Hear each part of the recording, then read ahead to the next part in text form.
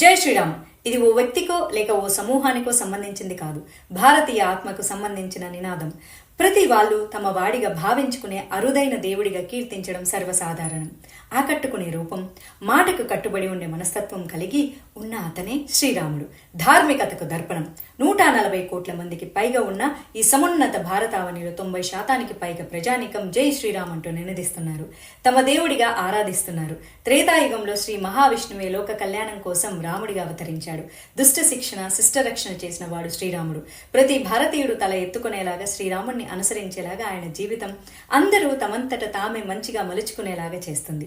కోట్లాది మంది భక్తులు ఆరాధించేటటువంటి శ్రీ రాఘవేంద్ర స్వామికి శ్రీరాముడు ఆరాధ్య దేవుడు. మంత్రాలయంలో ఎక్కడ లేని విధంగా శ్రీరాముడి 108 అడుగుల ఎత్తు విగ్రహ నిర్మాణానికి శ్రీమఠం పీఠాధిపతి శ్రీ సుబుధేంద్ర తీర్థ శ్రీపాదుల వారి ఆశీస్సులతో శ్రీకారం చుట్టింది. జై శ్రీరామ్ ఫౌండేషన్ ఈ బృహత్తర కార్యక్రమాన్ని సర్వజనులు ఆశీర్వదిస్తారని, సహకరిస్తారని ఆశిస్తున్నాము.